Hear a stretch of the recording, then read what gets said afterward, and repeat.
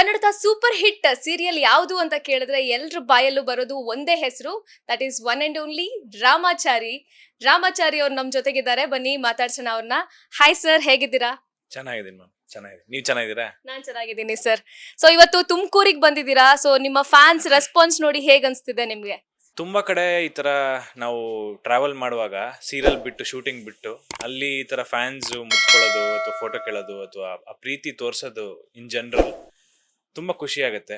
Very happy ನಮಗೆ ಸಿಕ್ಕಿರೋದು ಅದು. ಓಕೆ.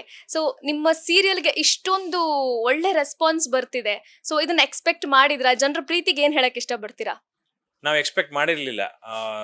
ನಮಗೆ ಸೀರಿಯಲ್ ಸ್ಟಾರ್ಟ್ ಆಗಿ ಒಂದು 3-4 ತಿಂಗಳಿಗೆ ಈ ಪ್ರೀತಿ ಸಿಕ್ಬಿಡ್ತು ನಮಗೆ. ಅಂದ್ರೆ ಸ್ಟಾರ್ಟಿಂಗೇ ಇಷ್ಟಪಡಕ್ ಶುರು ಮಾಡ್ಬಿಟ್ರು. ಆ್ಯಂಡ್ ಅಂದ್ರೆ ಎಲ್ಲ ತುಂಬಾ ಸೀರಿಯಲ್ಗಳು ಬಂದು ಹೋಗ್ತವೆ, ಬಟ್ ರಾಮಾಚಾರಿ ಅನ್ನೋದೊಂದು ಬ್ರ್ಯಾಂಡ್ ಆಗಿದೆ ಅನ್ನೋದಕ್ಕೆ ಈ ಪ್ರೀತಿನೇ ಉದಾಹರಣೆ ಅಂತ ಹೇಳ್ಬೋದು. ಅಂದ್ರೆ ಅದ್ ಎಲ್ಲಿ ಹೋದ್ರು ಅಷ್ಟೇ, ವಯಸ್ಸಾದವರಿಂದ ಹಿಡಿದು ಚಿಕ್ಕ ಚಿಕ್ಕ ಮಕ್ಳ ತನಕ ಈ ಪಾತ್ರಕ್ಕಾಗ್ಲಿ ಅಥವಾ ಟೋಟಲ್ ಸೀರಿಯಲ್ಗಾಗ್ಲಿ ಪ್ರೀತಿ ಕೊಡೋದು it is very special for an actor. ತುಂಬಾ ಖುಷಿ ಆಗುತ್ತೆ. Yes sir. ಇನ್ನು ನಿಮ್ಮನ್ನ ಜನ ಯಾವ ರೀತಿ ರೆಕಗ್ನೈಸ್ ಮಾಡ್ತಾರೆ? ನಿಮ್ಮ ರಿಯಲ್ ಹೆಸರಿಂದ ಕರೀತಾರಾ ಅಥವಾ ರಾಮಾಚಾರಿ ರಾಮಾಚಾರಿ ಅಂತ ಅಂತಾರ? ಹೇಗನ್ಸುತ್ತೆ? ನಿಮ್ಗೆ ಏನ್ ಹೇಳಕ್ ಇಷ್ಟಪಡ್ತೀರಾ? ನನ್ನ ಹೆಸರು ಮರ್ತು ಬಿಟ್ಟಿದ್ದಾರೆ. ರಿತ್ವಿಕ್ ಅನ್ನೋ ಹೆಸರನ್ನ ಮರ್ತಿದ್ದಾರೆ. ಸೊ ಅದು ನನ್ನ ಗೆಲುವು ಅಂತ ಅನ್ಕೋತೀನಿ. ಬಿಕಾಸ್ ರಾಮಾಚಾರಿ ಅಂತ ಗುರ್ತಿಡಿತಾ ಇದ್ದಾರೆ ಅಂದ್ರೆ ರಾಮಾಚಾರಿ ಪಾತ್ರವಾಗಿ ನಾನು ಅಷ್ಟು ಅವ್ರಿಗೆ ಆ ರೋಲ್ ಅಷ್ಟು ರಿಜಿಸ್ಟರ್ ಆಗಿದೆ ಅಂತ.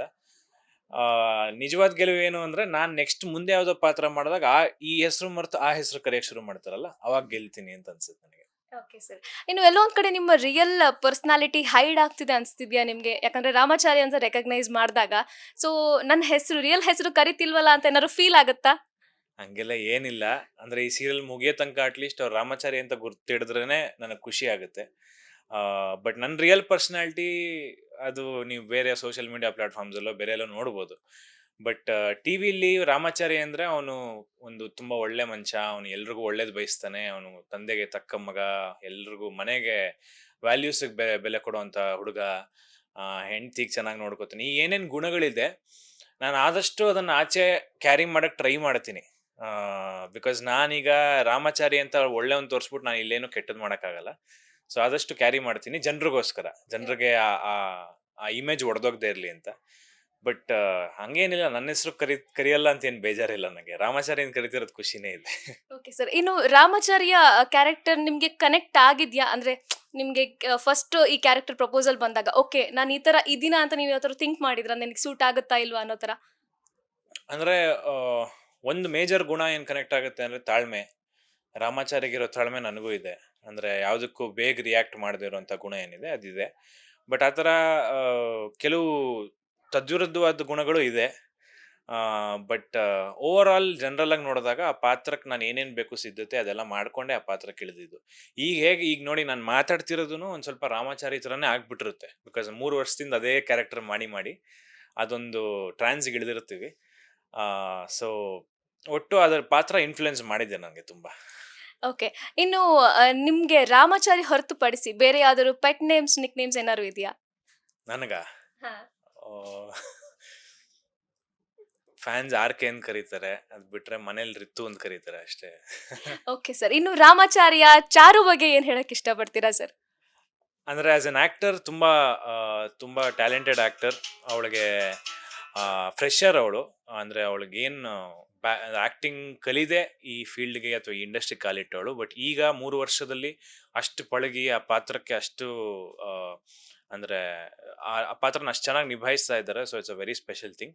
ರಾಮಾಚಾರಿಯಾಗಿ ಚಾರು ಬಗ್ಗೆ ಹೇಳಬೇಕು ಅಂದ್ರೆ ಒಳ್ಳೆ ಹೆಂಡತಿ.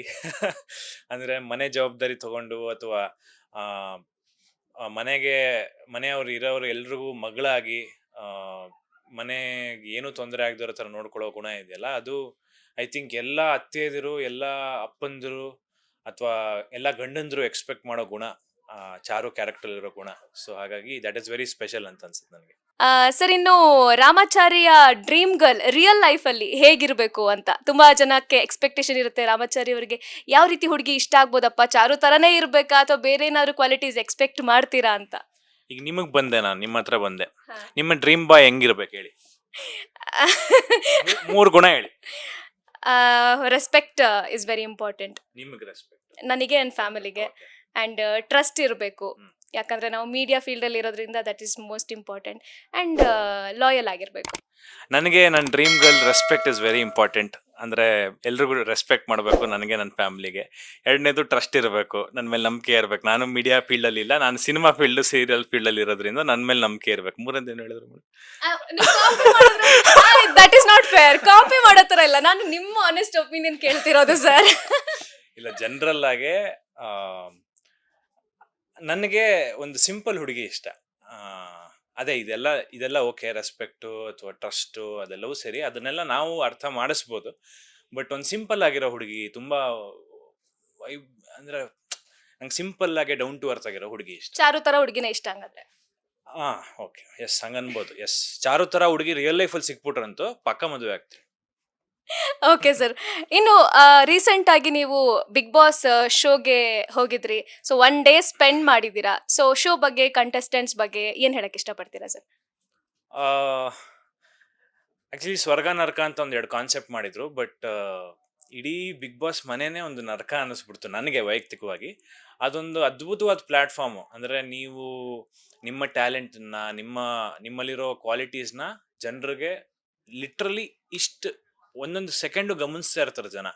ಸೊ ಅದನ್ನು, ನಿಮ್ಮ ಟ್ಯಾಲೆಂಟನ್ನು, ನಿಮ್ಮ ಸ್ಟಫನ್ನು ನೀವು ಎಕ್ಸ್ಪೋಸ್ ಮಾಡೋಕ್ಕೆ ಜನರಿಗೆ it is a very good platform. ನನಗದು ತುಂಬ ಖುಷಿ ಕೊಡ್ತು. ಅಂದರೆ ನನಗಲ್ಲಿ ಹೋಗಬೇಕು ಅಂತ ಯಾವತ್ತೂ ಅನಿಸಿರ್ಲಿಲ್ಲ, ಬಟ್ ನಾನಲ್ಲಿ ಒಂದು 5 ಅವರ್ ಇದ್ದೆ. ಆ್ಯಂಡ್ ನಮ್ಮನ್ನ ಗೆಸ್ಟಾಗಿ ಕರೆಸಿದ್ರು ಆ ಶೋಗೆ. ಆ್ಯಂಡ್ ಒಟ್ಟಿನಲ್ಲಿ ಒಂದು ಬೇರೆನೇ ಎಕ್ಸ್ಪೀರಿಯನ್ಸ್ ಅದು. ಅದು ನನ್ನ ಪ್ರಕಾರ ಪ್ರತಿಯೊಬ್ಬರು ಒಂದ್ಸತಿ ಅದನ್ನು ಲೈಫಲ್ಲಿ ಎಕ್ಸ್ಪೀರಿಯನ್ಸ್ ಮಾಡಬೇಕು. ಅಂದರೆ ಆ ಒಂದು ಐಸೋಲೇಷನ್ ಇದೆಯಲ್ಲ, ಎಲ್ಲವನ್ನೂ ಬಿಟ್ಟು ಲಿಟ್ರಲಿ ನಮ್ಮ ವಾಚ್ ಕಿತ್ಕೊಂಡು ಒಳಗೆ ಕಳಿಸಿದ್ರು. ನಮಗೆ ಫೋನ್ನೆಲ್ಲ ಜಾಮರ್ ಹಾಕಿರ್ತಾರೆ, ಫೋನ್ಗೆ ಯಾರಿಗೂ ಫೋನ್ ಮಾಡೋಕ್ಕಾಗಲ್ಲ. ಅವ್ರಿಗೆ ಟೈಮ್ ಗೊತ್ತಿರಲ್ಲ, ಡೇಟ್ ಗೊತ್ತಿರಲ್ಲ, ಅವ್ರಿಗೆ ಊಟ ತಿಂಡಿ ಸರಿಯಾಗಿರಲ್ಲ, ಬರೀ ಗೇಮ್ ಆಡ್ತಾ ಇರ್ತಾರೆ. ಸೊ ಇದನ್ನ 100 ದಿವಸ 120 ದಿವಸ ಮಾಡೋದು ತುಂಬ ಕಷ್ಟದ ಕೆಲಸ ನನ್ನ ಪ್ರಕಾರ. ನನಗಂತೂ ಆಗಲ್ಲ. ಬಟ್ ಗೆಸ್ಟಾಗಿ ಹೋಗಿ ಅವ್ರ ಮಧ್ಯ ಒಂದು ಎಂಟರ್ಟೈನ್ಮೆಂಟ್ ಫ್ಯಾಕ್ಟರ್ ತಂದು ಅದನ್ನು ಎಂಜಾಯ್ ಮಾಡೋದು ನಂಗೆ ಆ ಪ್ರೋಸೆಸ್ ಖುಷಿ ಆಯಿತು. ಓಕೆ, ನಿಮ್ಮ ಫೇವ್ರೆಟ್ ಕಂಟೆಸ್ಟೆಂಟ್ ಯಾರು ಸರ್ ಈ ಶೋನಲ್ಲಿ? ನನ್ನ ಫೇವ್ರೆಟ್, ನನಗೆ ಫೇವ್ರೆಟ್ ಅಂತ ನಾನು ಬಯಾಸ್ಟಾಗಿ ಹೇಳೋಕ್ಕಾಗಲ್ಲ. ಬಟ್ ನನಗೆ ಒಳಗೆ ಹೋದಾಗ I think Trivikram and Manju are playing well.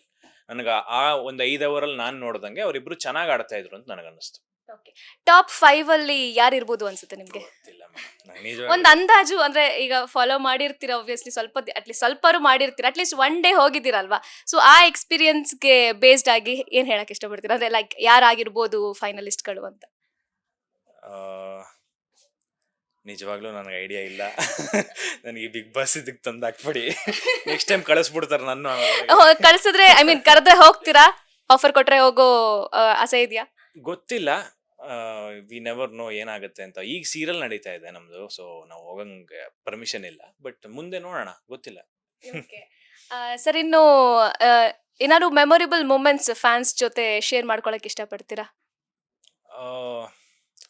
ಅಂದ್ರೆ ಪ್ರತಿ ಮೂಮೆಂಟು ಮೆಮೊರಬಲ್. ಈಗ ನೀವು ಇಳಿದಾಗ್ಲೇ ನೀವು ನೋಡಿದ್ರೆ ಸುಮಾರು ಒಂದು 35-40 ಹುಡುಗಿರು ಮುತ್ಕೊಬಿಟ್ಟಿದ್ರು. ನಾನು ಅಲ್ಲಿಂದ ಬಿಟ್ಟು ಬರೋಕ್ಕೂ ಆಗಲ್ಲ. ನಾನು ಬಿಸಿಲಲ್ಲಿದ್ದೆ, ನಾನು ಟ್ಯಾನ್ ಆಗ್ತಾ ಇದ್ದೀನಿ, ನನಗೆ ಗೊತ್ತು. ಆದರೆ ಒಂದು ಸ್ವಲ್ಪ ಅಲ್ಲಾಡಿದ್ರು ಬೇಜಾರು ಮಾಡ್ಕೋತಾ ಇದ್ರು. ಸೊ ಅಷ್ಟು ಜನಕ್ಕೂ ಫೋಟೋ ಕೊಟ್ಟು ಬರಬೇಕಾಗಿದ್ದು ನನ್ನ ಡ್ಯೂಟಿ ಆಗ್ಬಿಟ್ಟಿತ್ತು ಅಲ್ಲಿ. ಬಟ್ ಅವರು ಬಿಸಿಲಲ್ಲಿ ನಿಂತಿದ್ದಾರೆ, ಅದನ್ನ ನಾನು ಅರ್ಥ ಮಾಡ್ಕೋಬೇಕು. ಒಂದು ಫೋಟೋಗೋಸ್ಕರ ಅವ್ರು ಯಾವುದೋ ಕಾಲೇಜ್ ಬ್ರೇಕಲ್ಲಿ ಬಿಟ್ಟು ಅದೆಲ್ಲ ಓಡ್ ಬಂದು ಒಂದು 30-40 ಜನ ಹುಡುಗಿರು ನಿಂತಿದ್ದಾರೆ ಅಂದರೆ ನಾ ಫೋಟೋ ಕೊಟ್ಟು that the whole moment is special. So ಈ ಥರ ತುಂಬ ಸ್ಪೆಷಲ್ ಮೂಮೆಂಟ್ಸ್ ಆಗಿದೆ ಈ 3 ವರ್ಷದಲ್ಲಿ. ಅದಕ್ಕೆ I am for ever grateful ಅಂತ ಹೇಳ್ಬೋದು.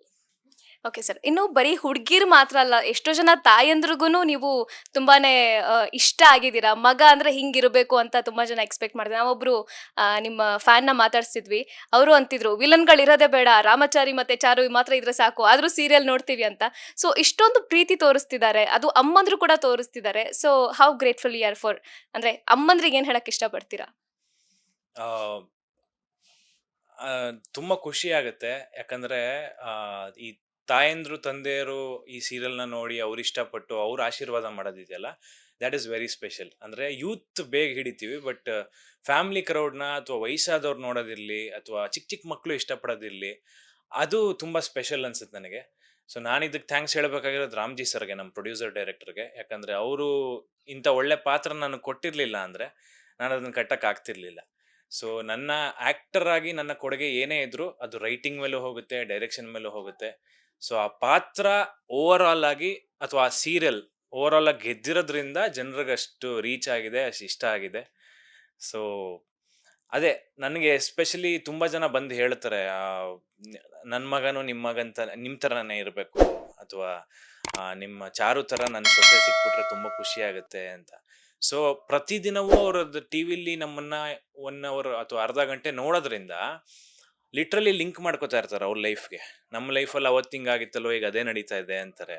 ಸೊ ಎವ್ರಿ ಡೇ ನಾವು ಬರೋದ್ರಿಂದ ಒಂದ್ ಕಡೆ ಓವರ್ ಎಕ್ಸ್ಪೋಜರ್ ಆದ್ರೂ ಇನ್ನೊಂದ್ ಕಡೆ ಅವ್ರ ಮನೆ ಮಕ್ಕಳು ಆಗ್ಬಿಟ್ಟಿರ್ತೀವಿ ನಾವು ಅನ್ನೋಯಿಂಗ್ಲಿ, ಸಬ್ಕಾನ್ಸಿಯಸ್ಲಿ. ಅಯ್ಯೋ ನಮ್ಮ ಮನೆ ಮಗನ್ ನೋಡ್ಬೇಕು ನಾವು ಅಂತ ಲಿಟ್ರಲಿ 9 ಗಂಟೆಗೆ ಹಾಕ್ತಾರೆ. ಯಾವುದೋ ಫಂಕ್ಷನ್ ಸ್ಕಿಪ್ ಮಾಡ್ಬಿಟ್ಟು ಬಂದು ಟಿವಿ ಹಾಕೊಂಡಿರ್ತಾರೆ.